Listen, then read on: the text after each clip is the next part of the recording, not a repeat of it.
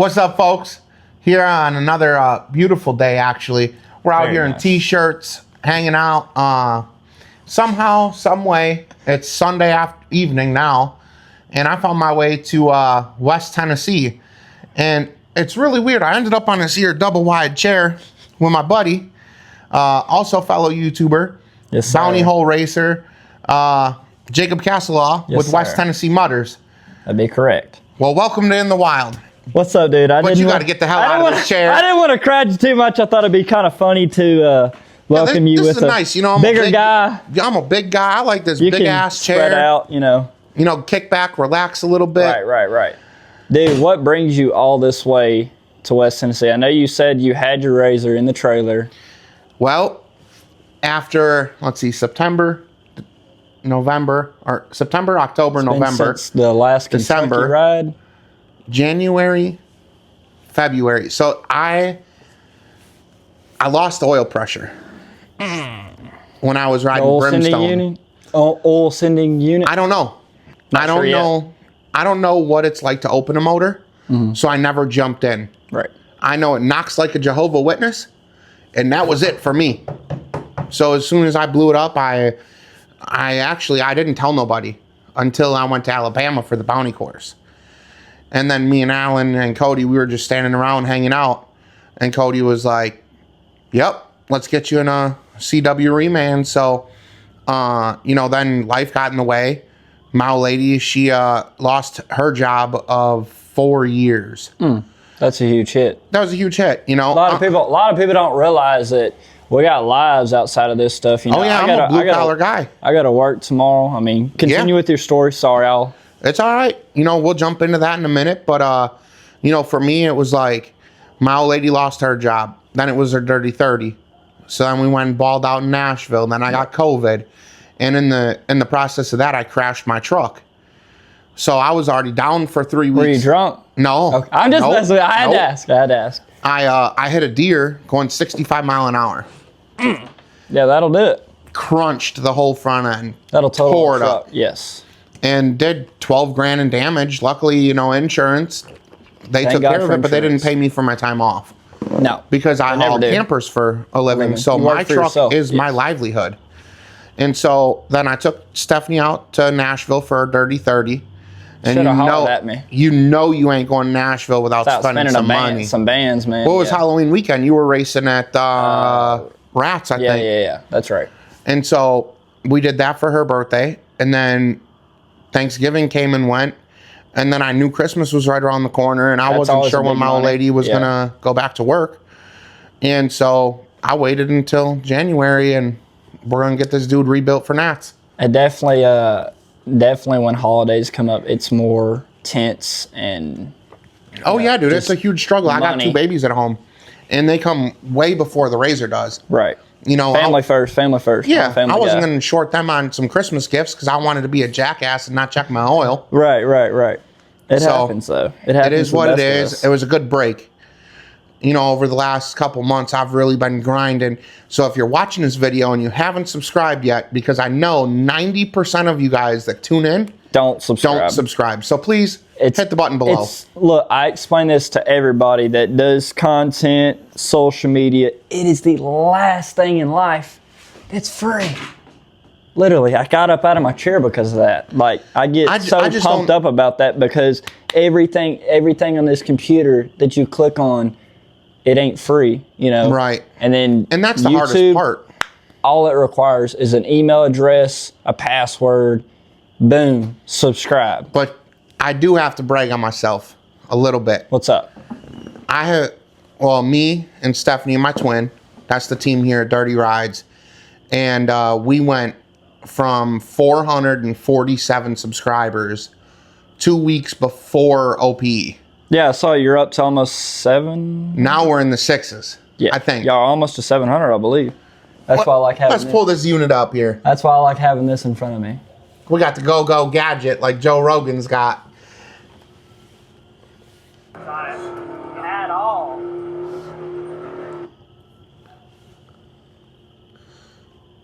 Let's see here. Dirty Rides. Here Of we course, are. a sponsor pulls up. Of course, I'm subscribed, by the way. Yeah, shout out to you.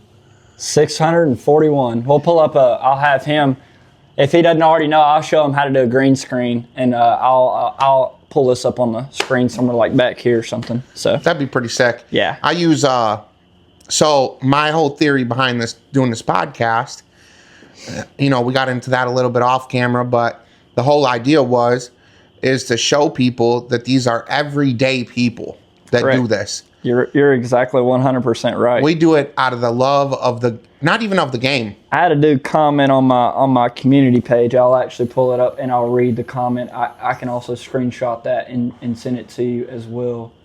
But, I want to do this podcast, show people that we're all regular people having regular conversations. And when we get together out in the woods, it's just like this. Like, we're not talking business. No, it's just hanging But out. we're just hanging out. And, so that was the whole idea behind doing this little podcast.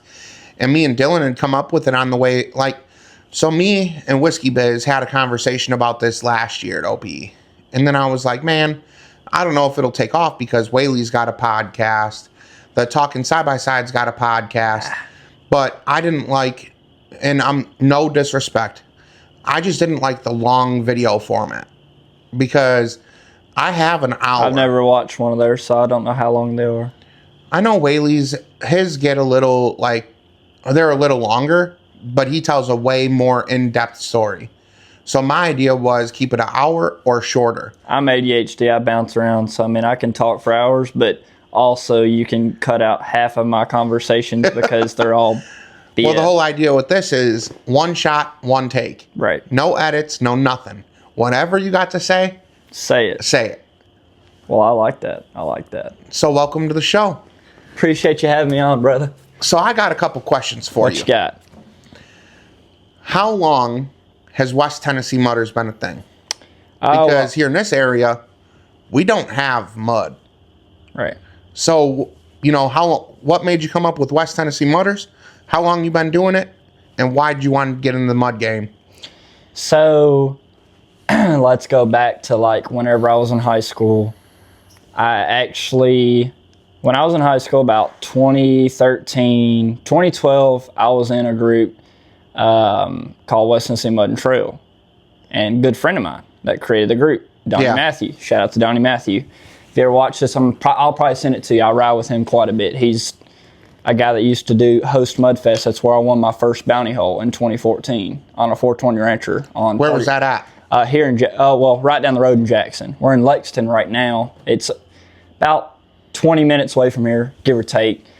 He used to host Mudfest there, and I'm not gonna lie, I'm a smaller guy. I've been an easy target most of my life. I'm not an easy target anymore. I'm pretty spiteful if you cross me. Super nice guy though. Nice guy you ever meet. Just, besides the point, got a little bit of bullying, a little bit of this, a little bit of that, and got tired of listening to the same couple guys on that page. Donnie, not you.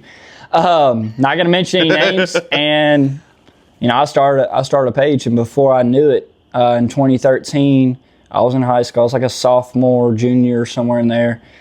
And God dang, when did you graduate? 2015. Sheesh. Got some young ones out here today. Hey, I just turned 28 back in December. So fast forward, we hit 1,000 members like that. That was back when the Facebook pages were popping. Monster of the South, we had at one point, me and Chris Cantrell, shout out to Chris, Monster of the South, awesome dude. Me and him had our pages linked together, Monster of the South, and because he was trying to grow his too as well. And boom, boom, boom. Next thing we know, it's at 3,000 or 4,000 members. And I had people from Canada. I had people from all over in the group. And it was just, and then at one point I'll fast forward to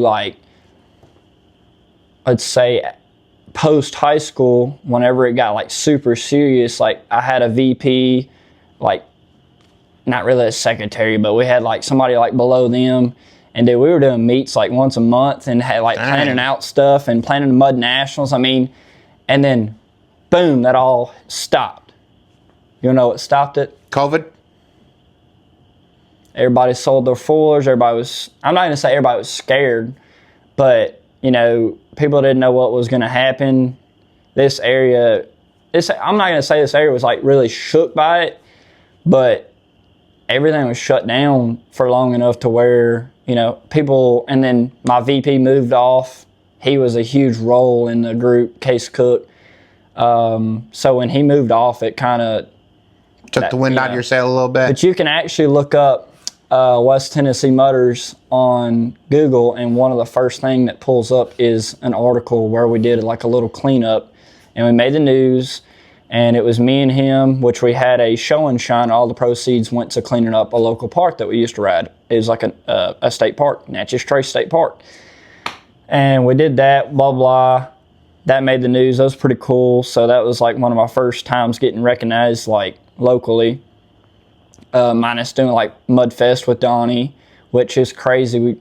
I think we had like 1 acre that in his backyard, and we would, like just go tear that thing up. 2,000 or 3,000 people would show up, and we had more parking area than we did mud pits. Man, we had this like basically the size of the front, basically from the front of the house to those woods was just a whole water pit. Then we had a bounty hole, and it got to where it was just a wild party, huh?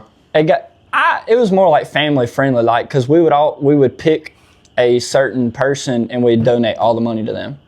And then one year I did it, and I did it myself. I had a separate event from his event, and I had almost 1,000 people. I was thinking it was over 1,000 people that showed up somewhere in there. And we donated all the money to St. Jude, so it was good. And then fast forward a little bit more, and about 2020 or so, that was like 2016, 2015 that happened. Then you go to about 2020, and the group stuff kind of put a halt. Now I've got a neighbor that lives up the road, one of my best friends, Andrew Campbell. He's still very active in the group, and me and him do, he got a side-by-side. He's got 2 kids. So, he had to get the 4-seater. Yeah. So he got out of foiler riding. Like, everybody sold their foilers. All my buddies sold their foilers, so. What makes you still want to ride? Well, okay, when did you start your YouTube then? 2014. Facebook group was, little timeline. Facebook group was started in 2013, October 2013. Then about a year later, I created the YouTube, so. So you mean to tell me this wasn't overnight you hit 60K? No, I wish I could say that. It's been nothing but the grind. A lot of people, I did go from 3,000 to like 10,000 in a matter of like, because once you start growing, once you hit 1,000, it's like, as long as you're posting at least like once a month and staying relevant and like staying on top of these Facebook pages and, making sure people are still talking about you, giving them something to talk about. Yeah. And something that I guess I've kind of become known for is I've stuck with Polaris. Like I've stuck with, like a lot of the YouTubers have switched up to Can-Am. I had Can-Am before Can-Am was cool. I said it all the time. I had a 2011 Renegade. A lot of people on my YouTube channel don't even know that really because there's not a lot of content. You got to go way back. I had a Can-Am 800R or 800 Renegade, all white, teal lift, 33-inch MT2s, and it was back then. It was something. Yeah, me and Kevin Bird, we were just talking the other day about Kevin Eagle, Kevin Bird. He's got like 10 different personalities. I love watching his stuff on Facebook. Hilarious. But me and him, we were just talking about how much tire sizes changed. Oh my God! In the last 5. Had a conversation with Josh about this. How ridiculous it's getting. I think it's getting ridiculous. So shout out my homies at Bottomless Trails. If you like this T-shirt, their link will be in the bottom below. But me and Blake, we bullshit about it all the time because like their group has evolved so much. So going from 50s. Now they're taking the next step. That's well, crazy. Some of them are. That's crazy. It's kind of a little secret. And I follow them pretty well. So. Yeah. And I was talking to some of them at OPE. Yeah. I actually got to meet Ashley and Alan. Yes. Yeah. They're super awesome people. And we're actually going to do one at Nat's. Oh, that'll be cool. That'll be cool. It's so weird to see. Like, when I first got into it, I jumped in 2020. Because in Wisconsin, we didn't have much to do except go take to the trails. So I bought one. And all my buddies... Was that your first one? Yeah. First side-by-side? Yep. So I started in 2020, and everybody, like, I put 32-inch tires on mine, on some fuel wheels, bead locks. Thing was nice. Well, I thought was nice. And I had never rode down south. I'd never rode Kentucky.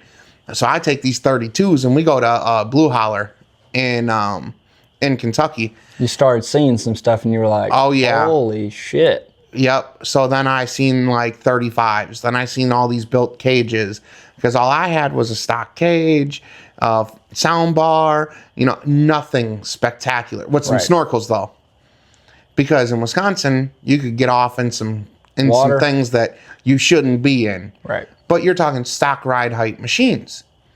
Well, then I had went to Blue Holler, and I ran into a couple people that were running portals, and I was like, you're like, what are those? I was like, this is crazy. You guys can fit such a big tire.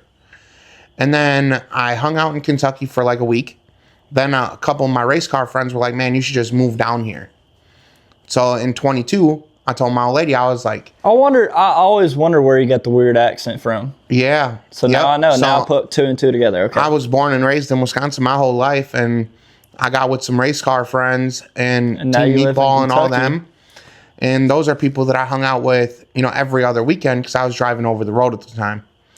And then I got with Team Meatball and Happy and all, and the story just snowballed from there, because it was like, well, you should look at houses. And I was like, probably not. Like, I don't see myself owning a home, because I always thought that renting was the way, because you just have a lot less more liability. Right.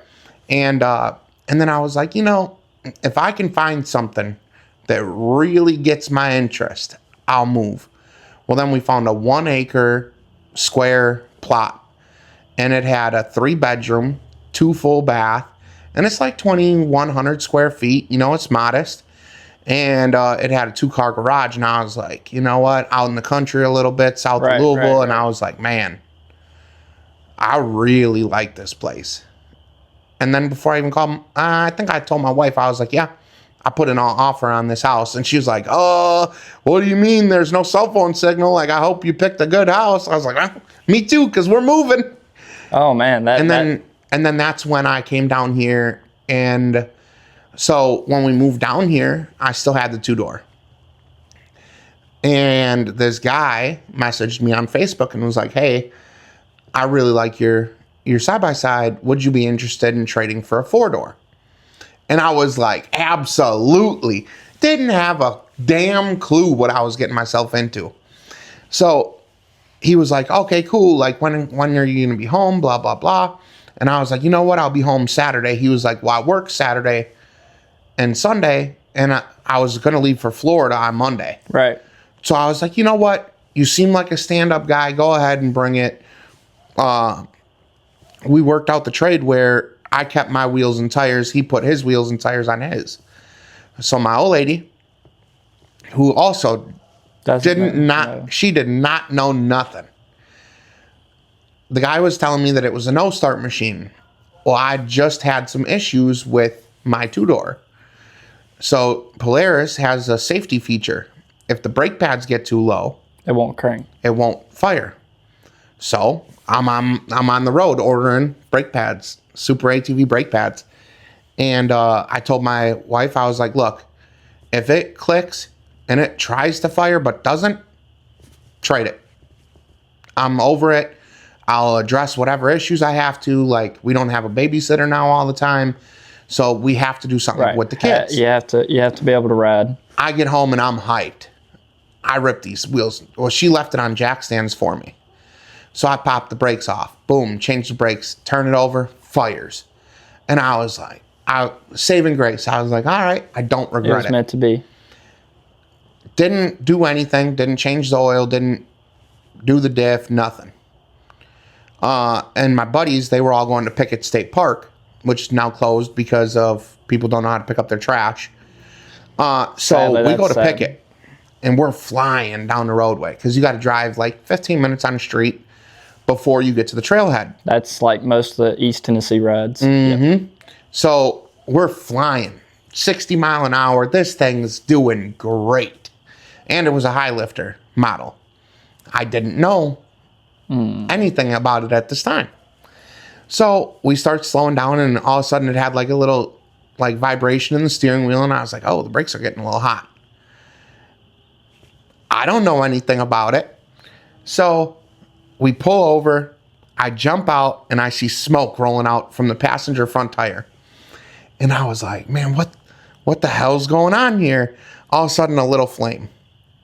And I'm like, oh my God, this thing's on fire. Get out. I go in, get the kids out. We start putting water bottles on it. Boom, get the fire out. And now at this time, I'm like, man, I don't understand. But the brake had it was so far locked up. The caliper had locked up. Yeah. So we go back, get a trailer, come pick it up, take it back to the camp. I take the front brake off. I put a regular bolt where the banjo bolt goes, so I only had rear brakes. And I was like, you know what? We're riding green trails. What is the worst that can happen riding with no front brakes? Get to riding the thing, get tore off in a little rut, and I needed 4-wheel drive. Click 4-wheel drive, back up, put it in drive. All years. Front diff is blown out of this thing. Trashed. So I was like, okay, cool. Rear wheel drive it is. Made it work. And after that ride, I was so embarrassed that I listed it on Marketplace and I said, $5,000, somebody come get this thing and get it out of my face.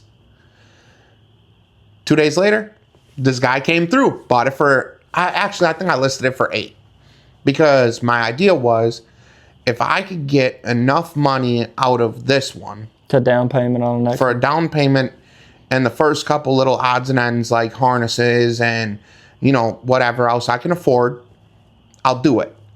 Well, Central Kentucky Motorsports had just gotten the Ghost Gray on 33-inch XTR 370s. Yep. And I was sold. I was like, whoever comes first, they're getting it. So this dude pulls up. He's like, oh, it's a little rough. I'll give you $7,000. I said, see you tomorrow. He took it, went to Central Kentucky the next morning and bought it and started it from there. And I've done it over 17 times now. Is that where you about started with your YouTube channel? This is actually my second time doing YouTube. I know. So the first time... I've been following you for quite a while. Yeah. The first time, we just didn't... I'm trying to think of the nicest way to say it. Just say it. I mean, it's your podcast. So the first time I did this, I jumped in head first. That's how I do it. I don't care if there's no water in the pool. We're going to get busy and we're going to figure this out as we go. Right. So me and another buddy, we started, he actually had Black Sheep Off-Road up and running. And I just jumped in, in rotation. And then I rode and rode and rode and made content and made content and made content. And his YouTube channel, it blew up. 1,000 subs and 4,000 watch hours in the first year. Killed because of you. Huh? Because of you. Yeah. Well, I think I went on 6 or 7 rides. He went on 2. And so then after the money started getting involved, I got scared. Reasonably so. And he was like, oh, well, it's a fair 50-50 split. Honestly, I don't mean to say this in a negative way. It's going to sound greedy. But if you're putting 100% of work in, I'm not 50-50 split. Nothing. Right. Can't do it. Won't do it. My wife said absolutely not. I said absolutely not. And then that's how Dirty Rides came to be. Right, that's that's just the same thing with the people. People were mean to me on when you're a kid. Yeah. I was in high school. It made me create my own thing. That stuff happens like that. That's just life. That's right. Just life, man. And so I split off. Separate it. Last year before OPE, 2024 OPE was my first video. And I was really nervous because he had already had something established and people knew him. Well, then I took to my iPad and I started drawing and drawing and drawing. You got to show me how to do that. And drawing some more and drawing some more. And then that's when the waiter guy came to my mind. Like I was messing around with some stuff and I was like, you know what? What is a good catchy name that incorporates everything I do? Because at the time I had just started getting into the hot shot game. And, you know, Riding Dirty, staple of my life. Like if you listen to any Southern rap music, Riding Dirty, Chamillionaire, Paul Wall said it all. Right. And I was like, man, what gotta if I come up did with Dirty something. Rides? Right. Because I still kick it with people that drive race cars. And then I didn't want to limit myself to just off-road because now, at this point, I'd done YouTube for like a year and a half. Correct. And so I started seeing patterns. I started seeing what was popping. And I was like, man, if I do like me and my wife razor riding, that ain't gonna pop. Nope. You're not gonna be able 'Cause to there's do a so many logo. others. You ain't gonna be able to split off and create your own lane because everybody got that. So that's where Dirty Rides came from. If you weren't already doing it a couple years Yeah. ago, then you're just like everybody else that's strapping a GoPro to their head. Like, Exactly. dude, it's And I didn't want to be it's like so everybody else. saturated. I wanted to create my own lane where it's race cars, semi trucks, Anything and everything. and side by sides. Like those are my three main things. Like I got a Right. couple of podcasts coming up with some truck drivers that have been doing it that drive killer rigs, that did the owner operator thing or a company driver thing. And so that's where Dirty Rides came from. I just wanted to come out. I wanted to put my name to something that I'm doing. I wanted people to know who I was. And I started coming in the game. And now I'm 10 years behind everybody. But the job that I had at the time when I started putting the razor together, it just allowed me to dump wicked money into this thing. Like after I paid this last invoice, I'm $100,000 into this thing with purchase price. Because I did that everything again? wrong. You're I'm a little over 100 into it. wow. But when you do everything wrong, 6 times listening to people who don't do this kind of riding. I mean, it's as simple as the audio that I have in it now, Rockford Fosgate. I did an MB Quartz kit. I did some kind of roof unit. It was like an Amazon thing. It was like Swamp Donkey. Right. I didn't know any better. So after the Swamp Donkey failed, then the MB Quartz failed, and then the DS18 stuff started failing. You know, now I'm $10,000 into a $3,000 setup. And then it was the same thing with the clutches.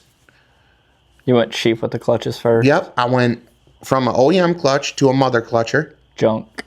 Then I went from a mother clutcher back to a OEM clutch. OEM, but instead of Clutch doing a kit. 21, I did a 20. And the OEM clutch that I had cracked, and I caught it before it blew up. Lucky. Yeah. Super very lucky. Blessed. So then I did that, and then I did a clutch kit. And then I did a different clutch kit because it, like Crash City makes a clutch kit that is actually for gear reduction. And it did really well. And then when I cracked the clutch that clutch kit was in, STM. then it was time for STM. Right. Because what I've learned, shout out Alan Booty and Triage Garage, they've walked me through all this, is that the STM is completely rebuildable. The sheaves Correct. are rebuildable Correct. or replaceable. You can't rebuild a sheave on the clutch, Right. but it all bolts together. Unlike the And- factory. Right. Yeah. And you don't have to spend a bunch of money on tools to do it either. Right. So I went with the STM primary and secondary. But at that point, I was Buy already... once, cry once. Yeah, I was already like A few grand into it. $6,000 into stock clutches. And that's not even including the STMs, And that's not including the STMs. which are like $3,000. Yeah.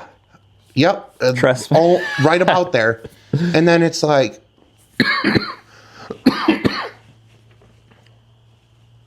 Water break. And then it was portal size. When I was riding with the folks in Kentucky, they were like, if 4-inch you go anything over a 4-inch portal, You won't be to ride with us. you ain't you won't be able to ride. And I was like, okay, you're right. I didn't know.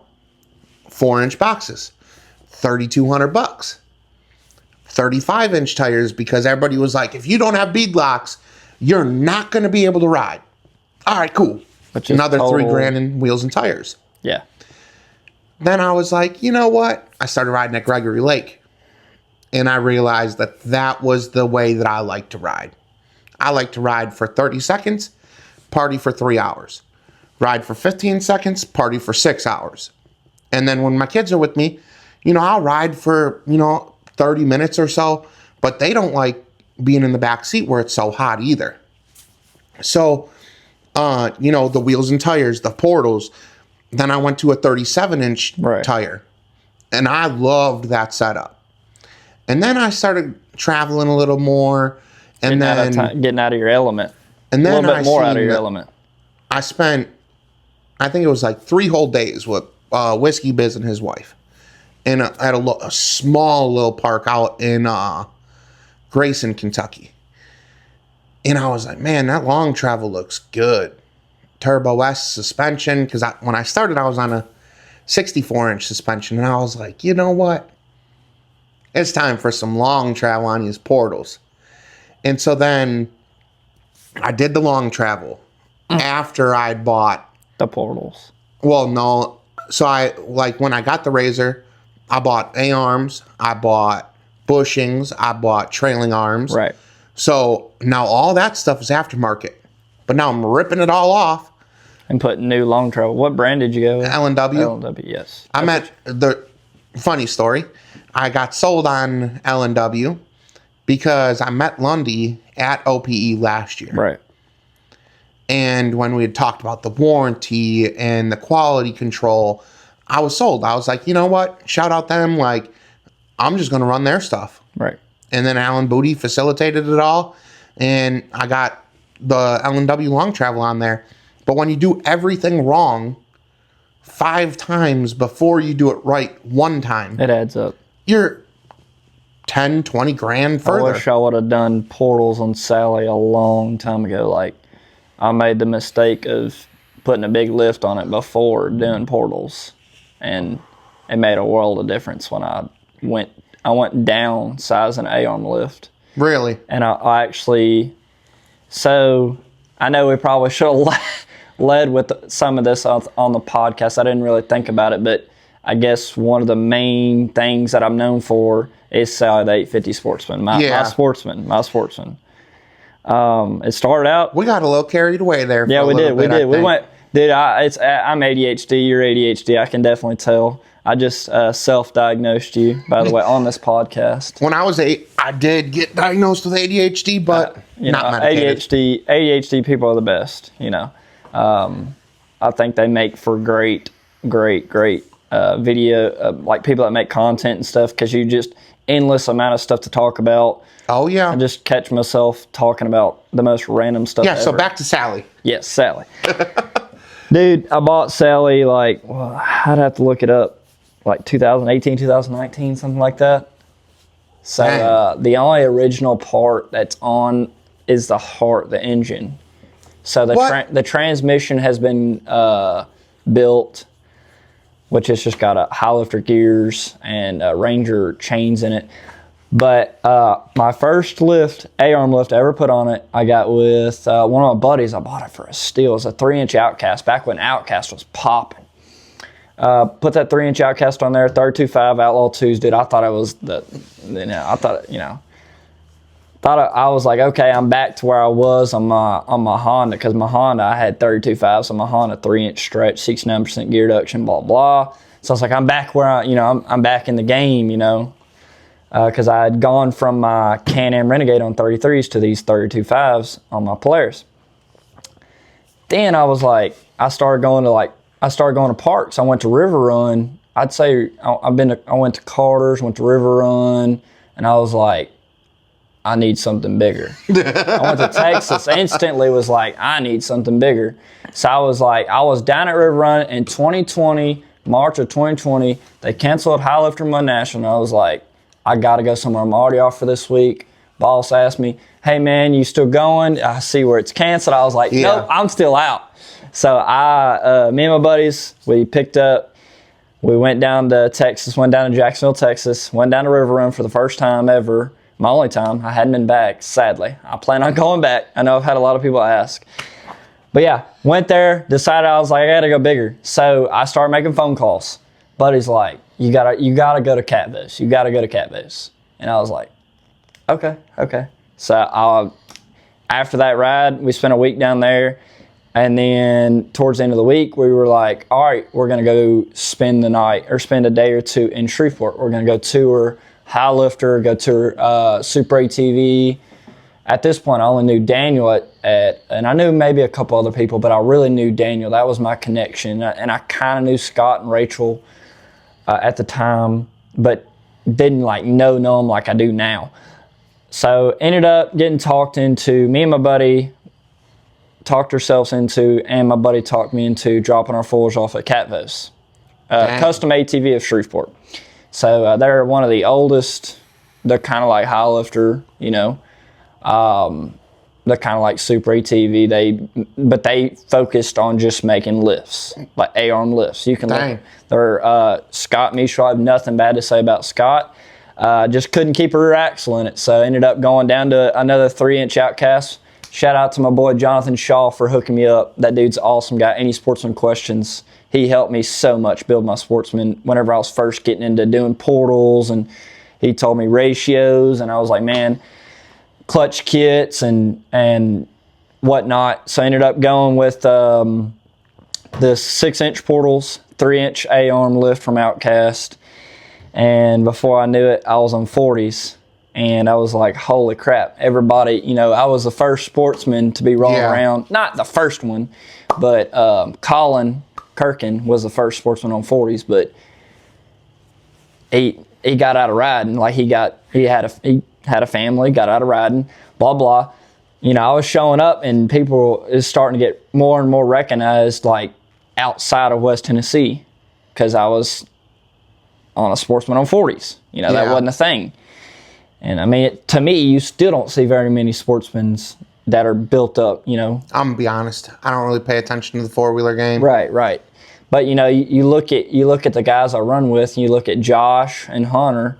We've got the 3 biggest Sportsmen that actually get rode, you know. And that's one of the things I brag about. I know I'm not big on bragging about myself, but I will say bounty hole, mud hole, water, river, doesn't matter what it is.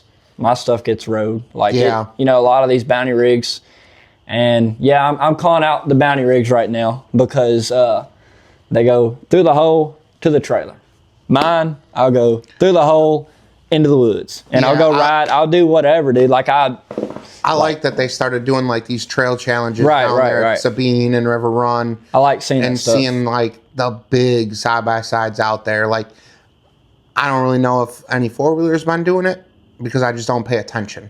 Well, I'm going to be honest with you. The power ratio and the ground clearance, a four like mine wouldn't stand a chance. I mean, they've gotten a little ridiculous, like, on size. And that, yes, I mean that wholeheartedly. It's funny because they need to stay in the bounty hole. Yeah, I just did a podcast with Winter Racing out in South Carolina. Right. And she's got a PATV That's the buggy. 2 girls on the video, right? Yeah. Okay. Yep. Yeah, I seen that one. 2 girls, not 1 cup. Yeah. I knew that. I don't know how I knew that was coming. Yep. Literally. No, but she's got a rig on 50s, but it's just a bounty hole bike. That's it. Well, I mean, there's nothing wrong. I'm not saying there's anything wrong with riding them in the woods, but I'm saying you gotta. Me and Josh, Mr. Josh Likes, shout out. He might as well be my camera guy. He's really helped me grow the channel these past like 2 years since he's came on, and we were just talking about this earlier about how, like, what's the cap? When's it gonna stop? Like, when are the tire? And you know, it's no longer, you can't, like, he was talking like, dude, like around here, I go to a park and I'm on 40s. You know, he's like, yeah, I struggle through some of the holes, but like when I go to Muddy Bottoms or Sabine, I'm like, You're the little scared. guy. I'm scared I'm going to lose my machine on 40s. Like, that's crazy on So 6-inch that's portals. currently where I'm at. 6-inch boxes, 44s. The XT400 For the most part, you're doubles. all right, but you got to be careful. I still feel like I just shared a meme about this because if you look at the guys now that are doing trail, like actually trail riding their stuff, bottomless trails, they trail ride. Yes. Now, one of them race. I don't think they have anybody that races. I don't think they If do. I'm wrong, correct me in the comments. I never seen them. But they do a bunch of trail riding. Content is great.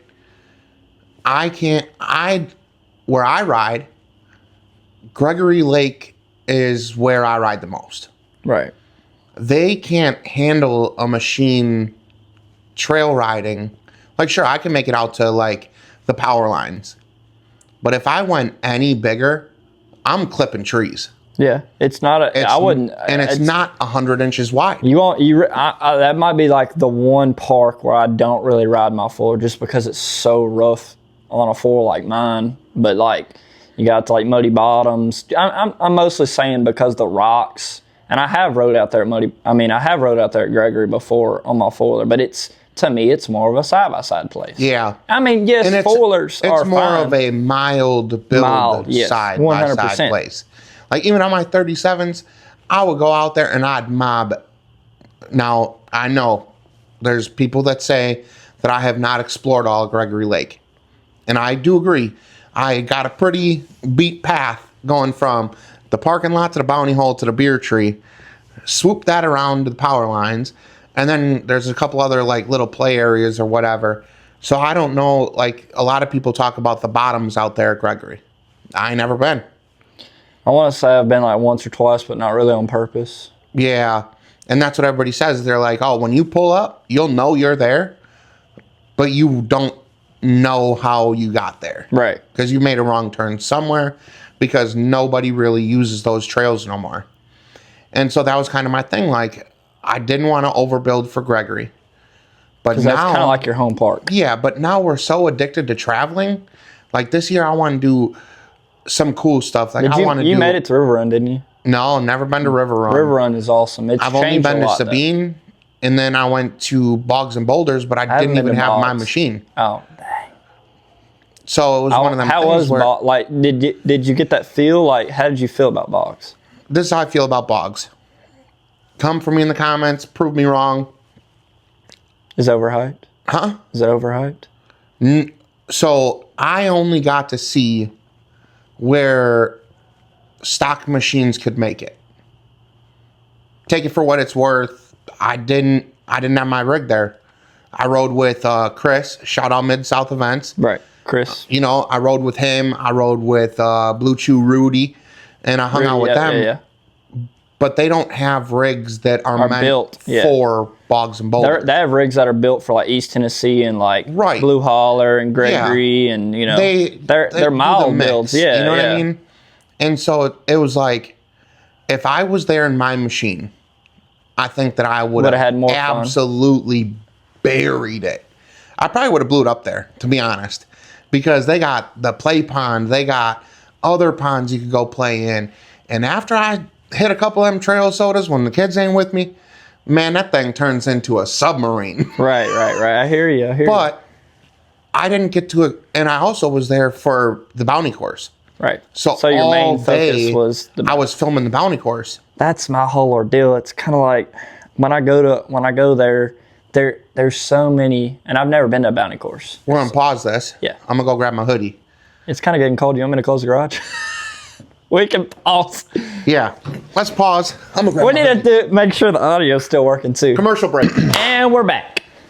Sorry about that. Got a little chilly. Had to turn some heat on. All of a sudden, out of nowhere. I don't have any insulation like you. No, that's Wow, went that's there, what the didn't- double wide chair, Yes, huh? That's what it is. That's where it is. I really don't, dude. I've been trying to gain weight like my whole life, so I just basically take after my dad. My older brother weighed more than my dad, and when my older brother was in high school, so Dang.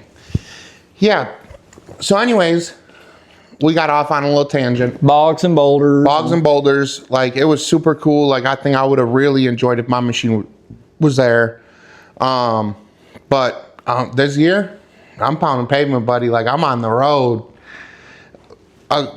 I'm very grateful that my job allowed, like, I don't work for anybody but myself. If I want to go, that's it. I'm out. So I plan on hitting the road this year quite a bit. Like, me and my lady and my kids, like, we plan on doing a lot of different parks, doing a lot of cool stuff, and like big events. Like, I want to make it out to the East Coast. I want to go see like what Busco's about. Busco's pretty fun. I've been a couple times. How'd you like it? You're gonna have more fun on a smaller setup. It's more for like and it's also, I would suggest it's more. It is the one park that I go to, and I still feel like it's the home of the four-wheelers. Really? Four-wheeler galore. Well, like, you got just watch the videos there. Well, You got Braden Price, 336 Mud Mafia, Kyle Colin. I'm sure I'm missing a couple, but those are the three that I know personally. Yeah. So, I mean, Kyle Colin, I talked to him quite a bit. I talked to, I just commented on his video. He's like, "You're going to Nats, right?" And I was like, "Yes, sir, I'll be there." And he's, I'm hoping he'll let me rip if he's gonna bring his 2025 there. I know they let him Performance East out there, somewhere out there in North Carolina, let him test run a 2025. So I'm wondering if he'll have one at Mud National. So that'd be pretty sick. I'm hoping to rip one. But I want to go out to, there's a Pennsylvania Mud Fest. I want to try different events in different places because Swing it's by like, and pick me up. you come to me.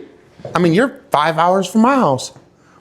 But, there's just so many events out there that it's kind of hectic to navigate a little bit because you're trying to hit so many different places. And there's so many events that are like They stack one on after top of another each other, after too. another, or they're all the same weekend. Right. Like, So how do you pick your places to ride? You'll find me Memorial Day weekend. You'll usually find me at the same place the past couple of years. You know where it is? Muddy Bottoms?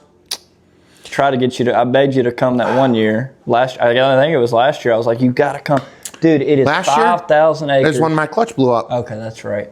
5,000 acres, man. This is the most luxurious mud park you'll ever go to. Take the nicest mud park you've gone to and throw that away. Really? Yeah. I'm a huge fan of Sabine. Way nicer than Sabine. Really? Yeah, I'm not saying like nicer trails, but I'm just saying like. The amenities and everything else. Yeah, dude. Like it's like, if you can sneak in a cabin somehow, I mean, you're living like a king. I mean, you got your own shower, you got your own everything, and then even if you're not, I've roughed it the past like couple years. I got in the cabin because the high lifter people weren't going to be able to make it, and they were like, "Hey, you want my cabin?" I was like, "Sure, let me know how much." Yeah. Boom, but. Dude, their shower house, you don't even have to bring a towel. They provide you with a hot towel and a Sounds like a truck stop shower. Dude, it's nice. Yeah. And then they got a ladies' side and a men's side in it. And once the park opens up, that shower house don't close. They've got it set up. And what other park has and I'm not a huge drinker.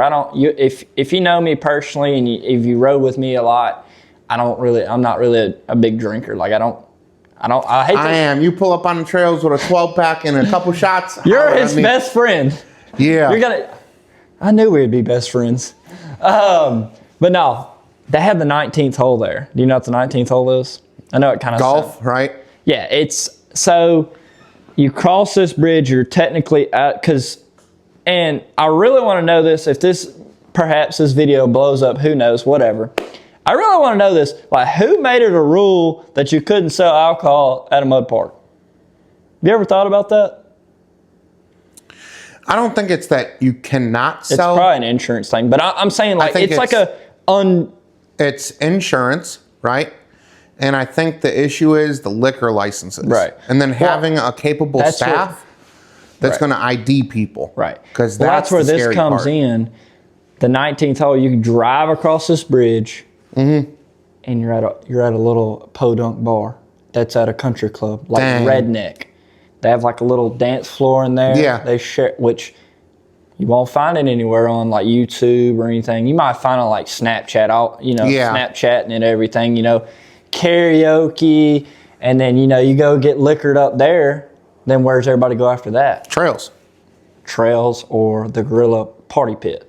You know, you got the stripper poles, audio. People, it's not really audio competition, but people are trying, you know. Yeah. And it gets, I'll never forget, I got up on the roof of one of my buddies side by side, and I looked around and I was like, I don't think I've ever been in the same place, like other than like Broadway, downtown Nashville, and been like with this many people that are all doing the same thing. Like even at Mud Nationals, like Mud Nationals, I think the park is so big. It's so hard to find that. Going on. Yes, it's so hard to find that spot. Like, yeah.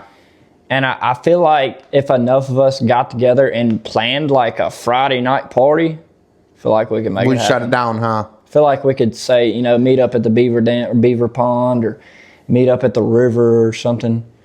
This year, me and Bottomless Trails, we were talking about doing like a hole for hole type deal. Right. And we were just going to get a bunch of small, medium, big, and then unlimited tires together.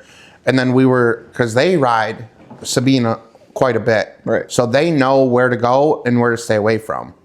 And they're all I went down amazing this trail people. last year, and it was called Hell Trail. So that was pretty fun. That sounds like a place I'm not going. Then I'm not gonna lie, I rode with a couple 4-seater like Defenders and stuff. I mean, they were all portaled, but like there was most of the places there was like go arounds. There was some places where you had to, but the holes were bad. They were serious, huh? So like you go around them. Yeah.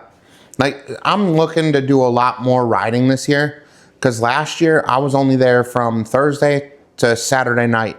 And then we took off right away Sunday morning. But this year we're going Monday. I'm going the whole week. Like, I'd like to, but our schedules would me and my girlfriends, I feel like they would not go good.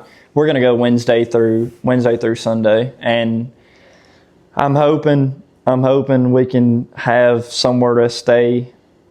Maybe we got our own spot, but I'm saying somewhere a little bit nicer than a tent. You know, we tent camped last year, and that you need to get it enclosed. I know that changed my whole whole outlook on everything. Yep. But I went way overboard. Like my enclosed. I just need a 24-foot for both my machines. See, here's my advice: skip the enclosed, and whatever you're going to spend on the enclosed, find a motorhome. Yeah, but the enclosed is cool, but I'm missing so many amenities. The bathroom, the shower, the shower, beds. a place to cook. You know, like I just got 2 twin-size mattresses. Well, when my kids come, we put 4 twin-size mattresses in there. And now you're setting it up. You're taking it down. You're moving stuff around. You're sweeping out the trailer twice because all the mud and all the dirt that falls off when you're riding down when you get home, you're sweeping it. When you load it, you sweep it again. When you unload it, you sweep it again. Because you're trying to create a living space. And my machine's so damn big, you can't leave the beds up. You can't leave everything how you're going to camp. Right. You know, so you're constantly fighting it. And it's cool that I have a place that has heat and AC, but for $25,000 I could have went and bought a motorhome. And the enclosed is cool, but it ain't motorhome cool. Right. Like I rode with Chris from Mid-South down to Alabama in his motorhome. Completely changed my whole aspect on it, because I've always been nervous of getting an older motorhome. I'm not a mechanic by any means, but seeing his get down the road and do just fine, it makes you realize, like, if you're gonna go like, okay, even a 24-footer, you're gonna need a 7-foot ceiling. So right there, the price is gonna be $15 all day, every day. Right. Because you can't go with, your basic 6.5-foot ceiling, because there's not enough room in there for your machines. Correct. So if you're going to spend 15 to 20 on a trailer, and now with heat and AC, with insulation, with a rubber floor, now you're looking at 20 to 25 for a 24-footer. Right. It's not going to be as comfortable as a $25,000 motorhome. I agree. That me and my girlfriend, we've talked about doing a motorhome, and that's my dog scratching. That's all right. So that's just one of them things. But Yeah, I mean, Take the advice for what it's worth. definitely. But an enclosed, now you're racking up miles on your truck that you drive every day. A motorhome is only here for you to go play. You're not going to drive that John to work. Not unless you had to. Not unless you had to. But, you know what I mean? Like, you're getting, for the same money, you're getting two vehicles in one. Right. Because I drive my... And I would have to have like a, I mean, of course I think I would have to have something kind of like mine would definitely have to be a diesel. Yeah, I would never, ever Buy a get... gas camper. I mean, a toy hauler. No, like, Chris I don't know why I keep saying toy hauler, camper, RV. Yeah. Like I'm saying like a class C or Yeah, anything above that. I would want to get, you know, like, I know I'm going to regret saying it, but there's this Ford that I like. It's on like a 5500 chassis, and it's sick. And it can tow 20,000 pounds. And with the diesel motor, it's going to go way easier than a gasser. Right. But Chris's is a gasser, I think. Maybe it is. I'm not 100%. But his pulled a 30-foot trailer with two side-by-sides on it just fine. I thought his was a diesel, but I might be wrong. I'll have Maybe to ask it him. is. Again, don't come for me. I don't remember if it was a diesel or a gas. I've stayed in his like one or two times. I can't remember. Yeah. But, you know, that's the comforts of doing this. Like, if I could go back, if I knew every park was going to have a cabin, I would have stuck with the open trailer and only went and rode parks that have a cabin. But the reality of it is, You're not going to get you're not going to get a cabin. And I learned that the hard way. Yep. And so that's what led me into the enclosed, and I jumped the gun on it. I had an open trailer that would have fit the Razor in it. Right. But then I jumped the gun on the enclosed because I needed someplace to stay. So it's one of those things where it's like it works or it don't. Right. But you can't have a mix, I feel like. Yeah. Especially when you get into the bigger, more serious 100%. size rigs, you know? 100%. So we have gotten completely off topic. 100%. What you got for me? What is your drive and passion to continue to do YouTube? Because you look at YouTube channels that will fire up today that have 30,000 subscribers by tomorrow. Right. Their first video has 100,000 views. Like, shout out Joey Beaterbomb. But he just started, he's been racing for 15 years. Finally decided to start a YouTube channel. Overnight, 20,000 subs, instant monetized. Everybody went and subbed. Now, for people that hit the grind, that don't take 15 years to build a brand and then jump into YouTube, like the daily struggle of it, what keeps you motivated and wanting to do it? Man, it just kind of started as a hobby, and then I worked my way into kind of doing merch and doing hats and shirts and hoodies. And me, honestly, I just do it because I'm passionate about it. I never expected to make a dime off of it, and never expected to have the sponsors that I've had, and I'm super grateful, super blessed. God, truly, I'm a huge Christian. If you've watched my Muddy Bottom video, I hosted a 300 plus ride on that Sunday, and I did a huge prayer. I'm big in that stuff. So yeah, that basically, I'm just super passionate. It was just a hobby, and it just kind of turned into something else, and I'm hoping it continues to turn into something else. And like, you just started seeing the traction, and then you just kept wanting to build. Yeah, I mean, I had fun editing the videos. I had fun meeting the people. I had fun, everything. It's just fun to me. I mean, yeah, nothing to me about it is just like, nothing to me is, it's not a job to me. It's right. just, I just enjoy. My dog is scratching. He never does that. thing. I'm about to go check on him, make sure he's not destroying his kennel. I'm in his kennel just in case, because I didn't want him to tear the house up while I'm not in there. He's still a puppy, which I took him out before you got here. But yeah, man, I'm just super passionate about it, and it's something that I've always, I guess it was kind of a dream to make a living out of potentially make a living out of doing something I love, and and quite possibly might have that opportunity to do that. I feel like it's right there, and I need that, like, that next step. Like, I need one more breakthrough, and I feel like I'm going to be there. And it's just, I'm so close. So close. I feel like 2024 was huge. 2023 was huge. I'm hoping 2025 is that last step where I really want to stay at this job for 5 years. I've been there it'll be 4 years this summer.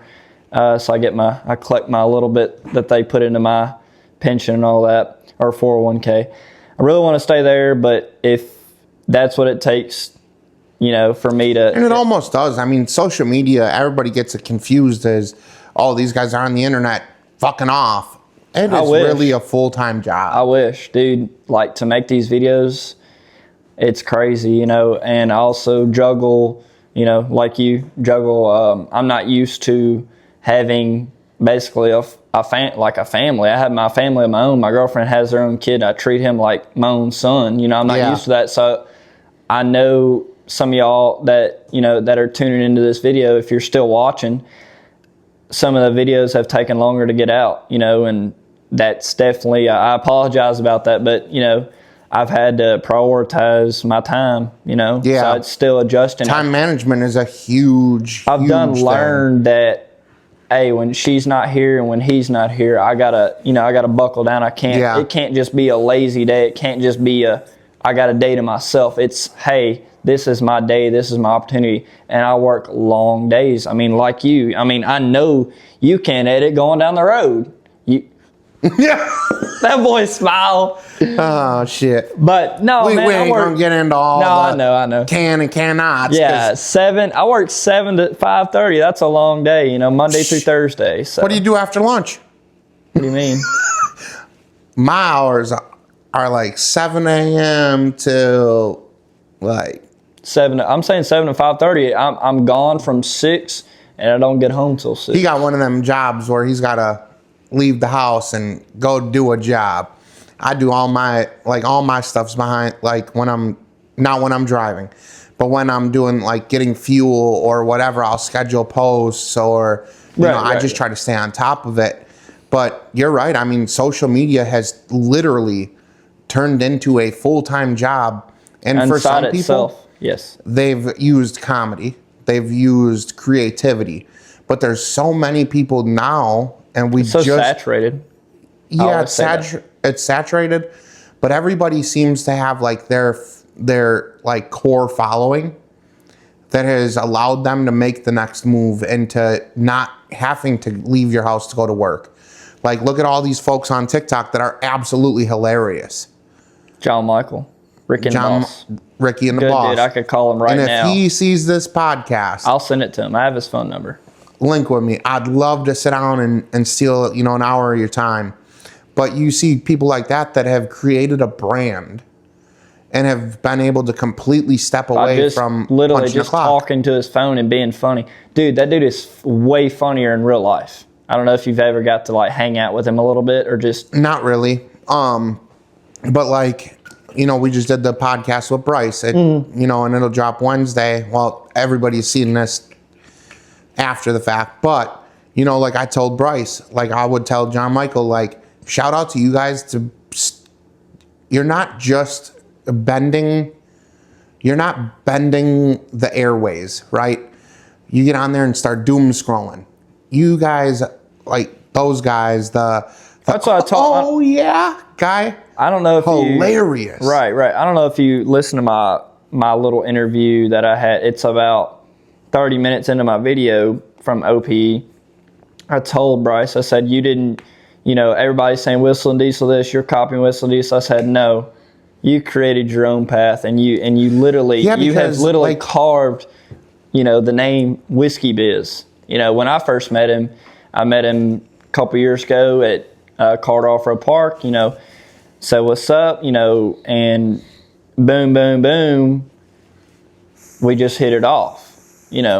I knew some people and he wanted to meet these people and I made it happen, and then.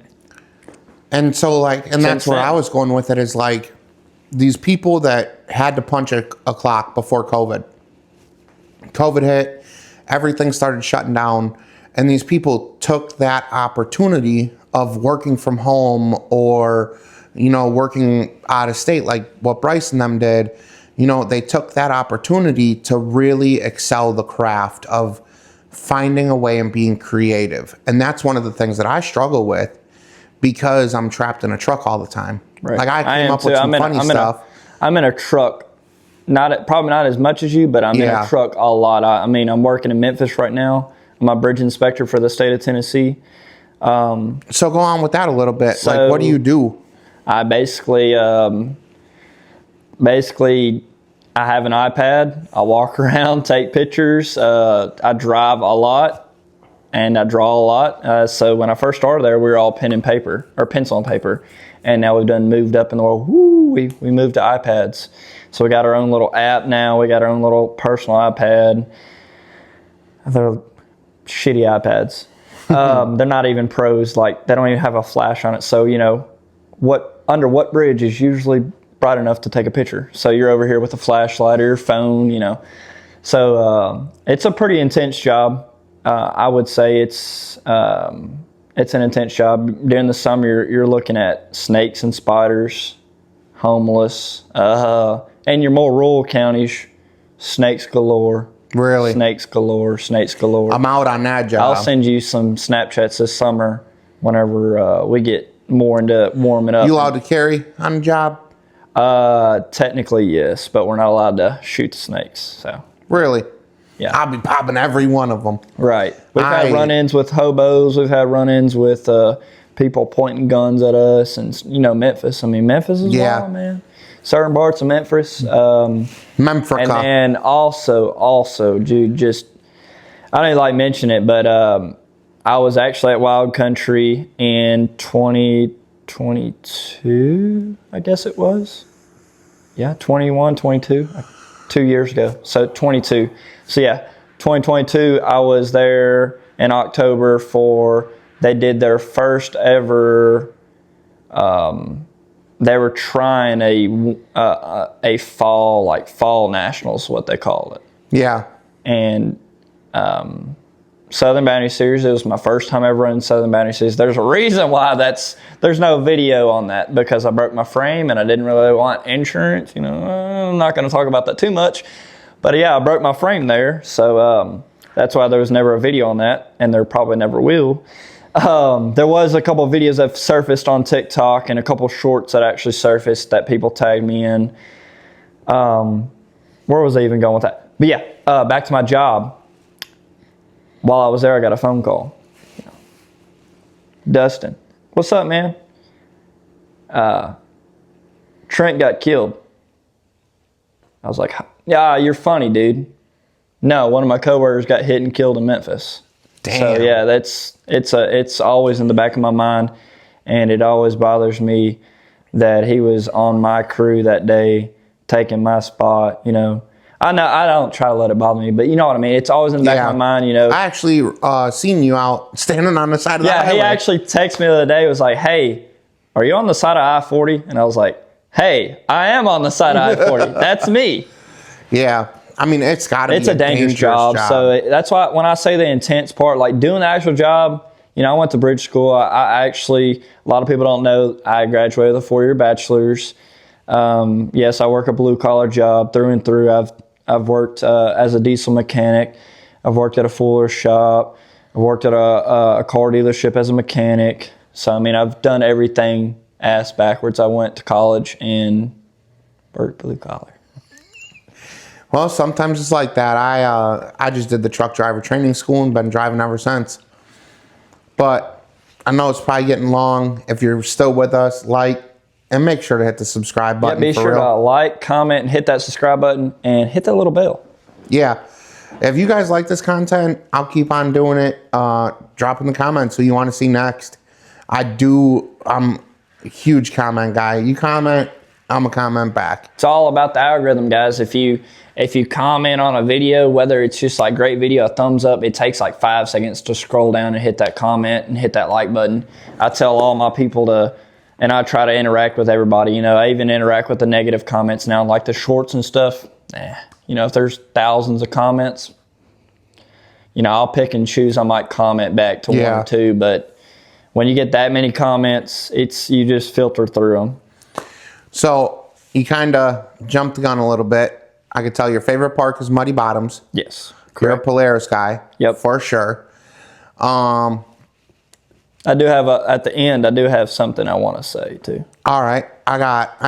Surprise. I only got one question. What you got? Do you enjoy racing or trail riding better? Trail riding. Really? Didn't even have to think about it. I do like the intensity of racing, but that's where I got my name from. Like in the trails, like, you know, I got like my first video that kind of did good on YouTube was from Natchez Trace right down the road from here, a 40,000 acre state park. I guess talked about your job, Polaris or Can-Am. Talked about favorite park. Man, I think I'm damn near out of questions for you. What do you got for me? You got anything? So in a quick summary, kind of like what you've done, we've talked about like where you came from. I did not know you're from Wisconsin, so I always wondered where your accent came from. You know, I was talking to my girlfriend earlier. I was like, dude's got kind of like a funny accent. You know, you hear me, you hear my drawl. I'm country as hell. You know, I'm from Tennessee. You know, people from Texas, they're like, those are rednecks over there. And I'm like, I ain't from Alabama, but you know, I don't do the whole cousin thing. Sorry. Oh boy. Pow, pow, pow. Shots fired. But no, you circled around with the Razor, and I did not know that, you know, about the 100,000. Like that's just crazy. Like, and I come from a background where I kind of like, I had an older brother that told me right from wrong, and that's the one that honestly got me into riding four-wheelers. Really? And my brother got me into like doing YouTube. He created my YouTube channel for me. That's super dope. Something cool to didn't know that. Nobody knows that. So I figured you just been doing it for long enough. We didn't get into it, but I was like, when I first monetized, it wouldn't let me monetize because it was connected to his YouTube channel. Dang. And I was like, and I couldn't figure it out. And I was like, I'm missing out. But I mean, in all honesty, I was just like, you know, and before, like my brother's YouTube channel is so old, like he had it in like 2011 or 2010, 2012, somewhere in there. Yeah. Like,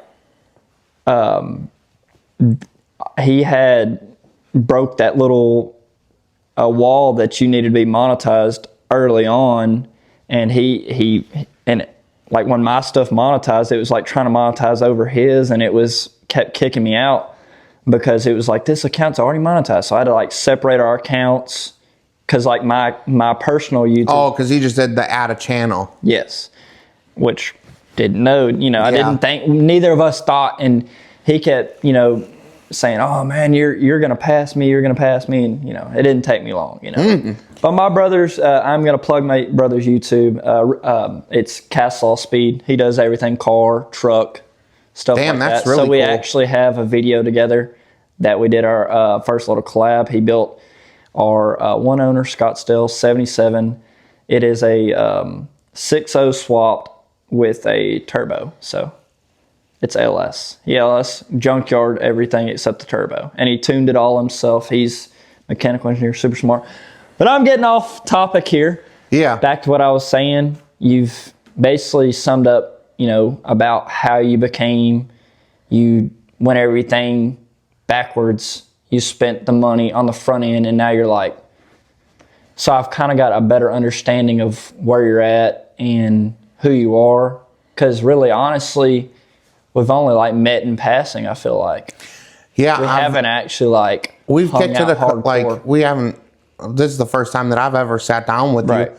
But, you know, I shouted you out in my Mud Nationals video when I drove by. I was like, "What's up, Dirty Rides? I know you." I think I remember that. Yeah, and y'all were in front of the Hillbilly Shack. Yeah. So shout out Hillbilly Shack too. Dude, Spaghetti sandwich. Can't wait. We're talking about that earlier, me and Hayden. But no, I don't know. I just I don't really remember that, to be honest. Like when you see me without my kids, Are you trash? chances are I'm You're trash. off the wagon. Yeah, that's I'm just floating. right.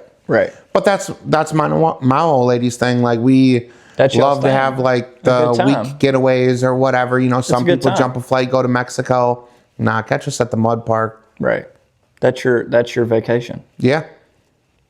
I heard that. That's my idea of a good vacation is Muddy Bottoms. Yeah, I'll definitely look at their schedule and see Memorial if I Day can make it weekend, happen. man. Memorial Day weekend. I think it's in May. I'm trying to think. I thought there was something going on Memorial Day weekend, or it's like right after something else that I plan on going to. And that's what makes it hard is the back-to-back-to-back weekends. Right. It definitely does. It definitely it strains on the bank account. It strains on the family. You know. Well, for me, the hardest part is keeping parts underneath the thing. Right. Well, that's what you got to consider whenever you go, and you know you got a weekend. The next weekend, it's like, okay, do I want to go hard this weekend and potentially not ride the next weekend, or do I want to just ride this weekend, film everybody else, do a little bit of this, a little bit of that, and then make it to the other ride. Yeah. Yep. I'm trying to master the whole event versus having fun thing. Right. Like that's where my challenge is right now. Like that's what I got the Razor for. I can go out and just rip around on it, and and with a couple of buddies, and then if I want to go hit mud holes, I got my Sportsman. Yeah. I'm actually trying to find a gooseneck right now so I can take all three. If nobody buys my Maverick before my Nationals, then I'll have all three. Yeah, it's nice having an extra machine. I'm gonna have three. Well, I don't mean to carry on too long. No. And I know it's a work night. It's Sunday Yes, it night, is. and we're just hanging out. It's probably what? Almost 8. Yeah, it's 15 8 till. o'clock. Yeah. And I'm on I my haven't ate way to dinner. And I'm triage. pretty sure you haven't ate dinner either. I sure probably haven't. You probably haven't even ate lunch. I did. I had some gas station pizza. Hey, that's better than me. But I appreciate you giving me some time tonight. I appreciate you, It brother. was nice Appreciate hanging out having with you, me on your getting to channel. learn something. And keep doing what you're doing, man. Yes, sir. Yes, sir. Last little thing I said something about it on the OPE video. So you can kind of go watch that. Go watch his video, of course. I said something about, and I hadn't said anything about it on the internet. Said a couple people. CW Motorsports, me and him partner up. We're going to do 1000 swap into Sally. So we're swapping the 850 motor for Holy 1000. So cow. we're about to gain some horsepower. So You gonna strap a turbo to it? my brother wants me to. I don't know if Cody wants me to, but we'll figure it That'd out. be sick. We'll figure it out. It might be the first turboed Sportsman, but for sure, doing 850 to 1000 swap. You gonna have that done by Nats? That's hinging on Cody, right? He's a king of hammers. Yeah. So he told me he would get the motor built as fast as possible. So if he gets it to me within 2 weeks before, I feel like I can for sure have it done. Sick. Because I'm sure I'm going to have a couple snags. At least one. I know the exhaust is different. I've been told the ECM is different, but I don't see how the ECM could be different. But yeah, I could continue talking, guys, but please subscribe to both of us. It And doesn't his YouTube link, his merchandise link, all that stuff will be in the comments. Just dropped the new merch. Actually, this is old. This is an old logo, actually, but It's legit, man. it's I like hand it. drawn. So But I do appreciate it, man. Thanks for having me. appreciate you and making we're us out stop. here in the wild, in the Literally. garage. But we were in the wild, but it got a little cold. yeah, for real. And maybe we'll do it again sometime. Definitely. Maybe later this year. I'll get you to do some trail sodas with me, and we'll have a. Maybe we can hit some trails. at Yeah, Mud I'm Nationals. in for sure. All right, man. Like I said, appreciate you, it, brother. Thank you so much, and Have a we'll good do it one. again. Hey, be sure be safe getting down to Triage Garage, man. Yeah, I man. know it's a little bit of a haul from here. What, about another 7 hours? Shoot, I think so. Probably. Yeah. I don't know. I just hold the wheel and go. You're just a steering wheel jockey. Uh-oh. Oh, vape down, vape down. Party foul.